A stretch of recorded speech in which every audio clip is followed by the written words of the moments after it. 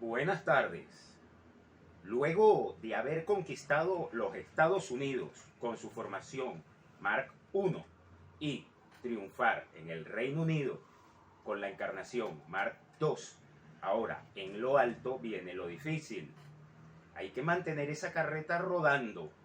Hoy, con el final de la formación Mark II, la encarnación Mark III y la Mark IV. Hoy la segunda parte de Deep Purple. Extractor de aire BE, Retrovinil Venezuela, Radio Ashram, Hogar de Emprendedores y Gabriel Guerra, Artesano del Rock 30054 presentan El Artesano de la Música, donde musicalizamos el ambiente reciclando sonidos y recuerdos desde sus raíces. En este programa donde apoyamos el uso de la música en sus formatos físicos, CD, LP, DVD. Por eso ellos son los verdaderos invitados y protagonistas de este programa. Sígueme también por mi canal de YouTube, Artesano del Rock. Suscríbete y dale me gusta a los videos. Deep Purple. Luego del lanzamiento del exitoso Machine Head de 1972, que fue donde nos quedamos en el programa anterior, fue grabado el doble en vivo Made in Japan en Osaka, Japón, en Osaka y Tokio.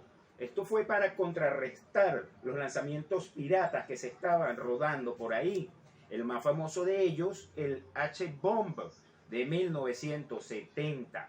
Claro, ellos veían el éxito que tenían bandas como The Who con su Live and Leeds o el famosísimo concierto Get Your Jazz Out de los Stones.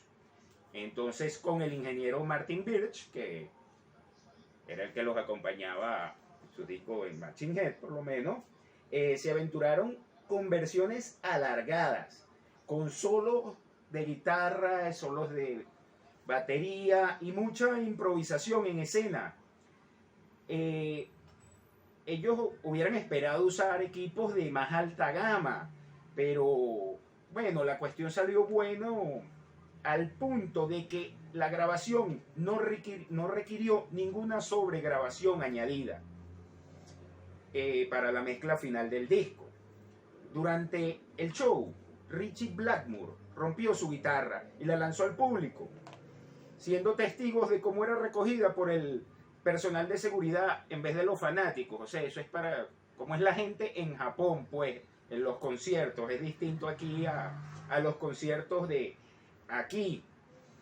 Y este disco se hizo originalmente solo para lanzarlo en Japón, pero igual se lanzó mundialmente con gran éxito. Un disco doble que fue puesto 6 en los Estados Unidos y puesto 16 en Gran Bretaña. O sea, se vendía como un disco doble al precio de un disco sencillo, con una portada diseñada por Roger Glover. Destaca la versión de Strange Kind of Woman, que ahorita la escuchamos en su versión original, pero en el disco tiene una duración de unos 10 minutos y un espectacular contrapunteo entre la guitarra de Blackmore y la voz de Gillan. También está en la versión de Child on Time, que bueno, la voz de los gritos interminables de Ian Gillan son excelentes. En 2006, la banda de metal progresivo Dream Theater realizó una versión de este concierto que fue grabada y mezclada por Roger Glover. El lanzamiento del disco en los Estados Unidos se retrasó hasta después del lanzamiento de su siguiente disco, Who Do We Think We Are, para el cual Jon Lord tuvo que comprarle un nuevo órgano Hammond a Christy McVie de Fleetwood Mac, ya que el de él se echó a perder. Editado en 1973, el disco se vendió bien y subió rápidamente. Puesto 4 en Reino Unido y 15 en los Estados Unidos, logrando ser los artistas con más ventas en los Estados Unidos ese año. Claro, sumando entre los 3 discos, porque todos estaban puestos en el mercado simultáneamente, Made in Japan, Machine Head y este. La portada tiene unas burbujas de agua como con los integrantes y algo que parece deterioro por la humedad, pero no es deterioro, o sea, eso es parte del empaque. Por dentro tiene recortes de periódicos y notas de revista. Aquí destaca Woman in Tokyo, que escuchamos hace un momento. Y bueno, esto fue realizado en el momento cuando el exceso de trabajo y la salud de los integrantes ya se veía afectada, a igual que la convivencia en la banda, siéndoles difícil hasta escoger qué temas iban a poner en el disco. Y al hacer la mezcla, grabando cada uno separados. Aparte tenían la presión por tener que seguir con otra gira y sin ninguna vacaciones, que lo que desencadenó en una separación de Deep Purple, llegando la salida de su cantante Ian Gillan y el bajista Roger Glover. En algunas. Seguimos con Deep Purple. Para ese momento se contactaron con Glenn Hughes, que venía de la banda Trapeze, y probaron si él podía cantar y tocar el bajo a la vez. De hecho lo contrataron por la voz, pero después lo pusieron a tocar bajo y contrataron finalmente a David Coverdale. Luego de escuchar su voz, ambos ellos, Coverdale y Hodge, escribirían todas las letras del primer disco con esta encarnación conocida como la Mark III.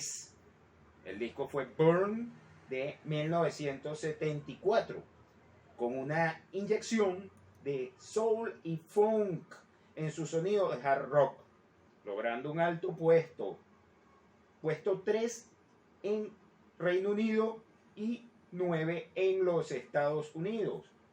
La portada, bueno, tiene a los miembros como la cabeza de los miembros encendidas como velas, con mechas en sus cabezas encendidas.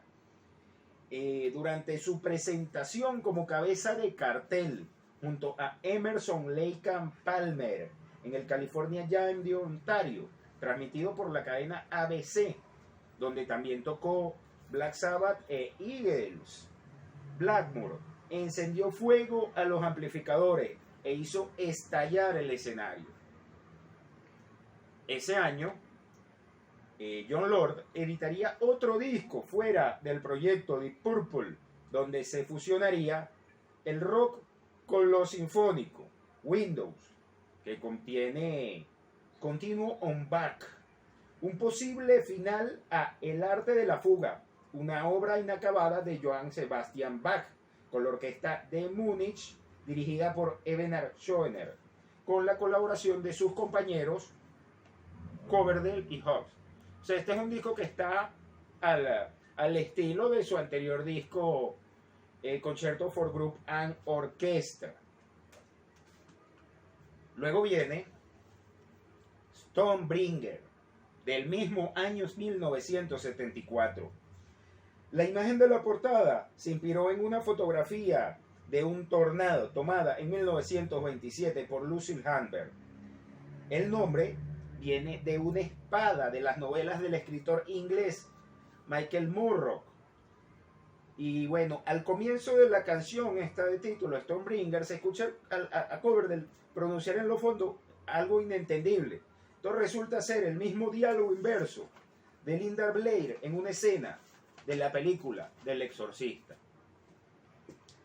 Esta canción también, Stonebringer, fue usada en la serie Ash vs. Evil Dead, junto a otras 2 canciones de Deep Purple, junto a clásicos de Alice Cooper y AC/DC y Emerson Lake and Palmer.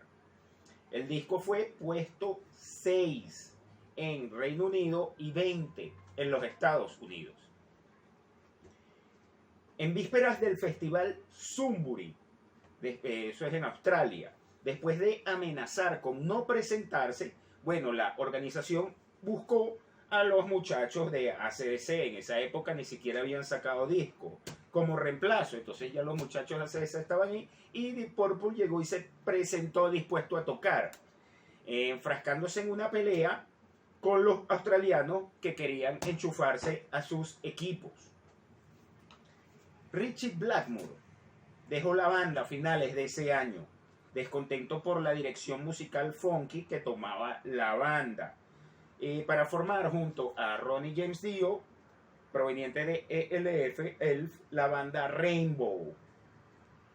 De la gira de este último disco de Deep Purple, Stonebringer, saldría el en vivo Made in Europe de 1976, con canciones de esos últimos dos discos, solo con música de la Mark III, y ese disco sí tiene amplias sobregrabaciones de estudio. Eso fue el epitafio de la encarnación conocida como Mark III de Deep Purple. Luego de pensar en Glenn Clemson de Humble Pie, Sal Clemison de la Sensational Alex Harvey Band, Mick Ronson de la banda de David Bowie o Rolly Gallagher, en esos momentos David Coverdale se escuchaba encontrando el disco Spectrum de Billy Cobham, y ahí fue cuando dijo: necesitamos a Tommy Bolin. Él venía de tocar con James Gunn, Zephyr, y en este disco pionero del jazz fusión, del cual ya hemos hablado en otros programas. De hecho, esa canción Cuadrante 4 ya la hemos puesto. Y él dijo, bueno, Tommy Bolin se encontraba trabajando en su primer disco de solista, Teaser. La llamada Mark IV solo editó el disco Come and Taste the Band en 1975. Y aunque es un gran disco, no tuvo el éxito esperado. Fue puesto 19 en Reino Unido y 43 en los Estados Unidos. Bolin escribió gran parte del disco, incluyendo una canción tributo a George Gershwin. La portada nos muestra una copa con los integrantes adentro. Incluyó una gira, la cual fue muy criticada porque, bueno, Bolin tenía un estilo guitarrístico distinto al de Blackmore.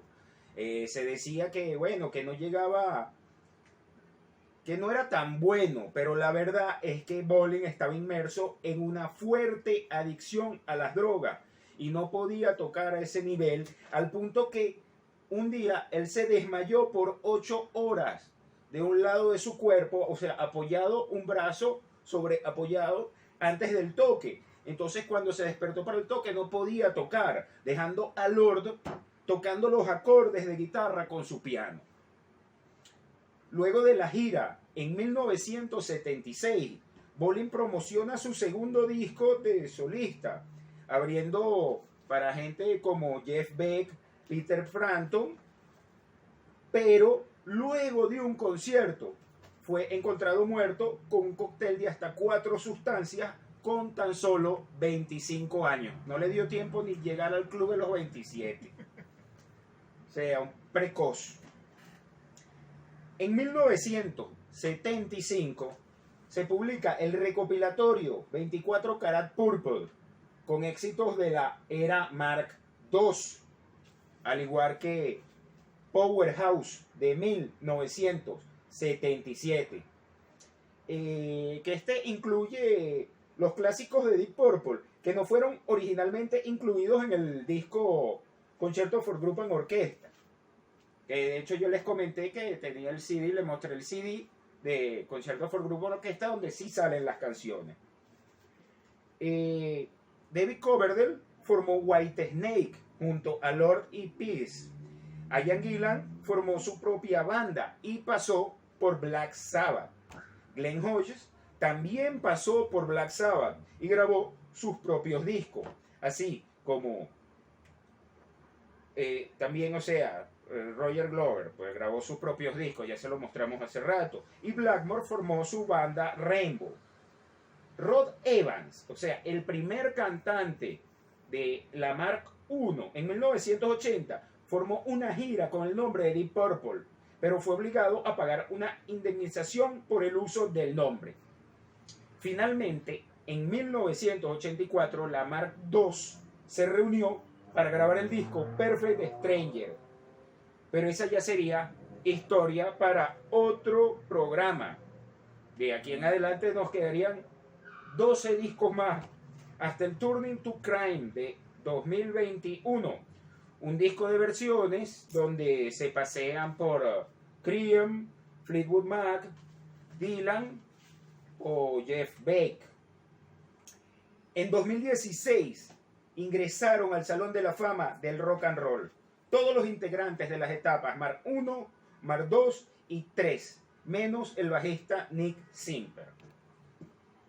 En 2022, Ian Gillan anunció que se espera, que se está preparando un nuevo disco de estudio que sería para este año 2023. Ya sería el número 24 de su historia de esta banda que debutó con este disco de Shades of Deep Purple, uno de los pioneros del rock and roll. Otros discos que nos quedan por aquí, bueno, este es el recopilatorio 30 Very Best de 1998. Este es el Live in Europe, de Best Live in Europe de 2003.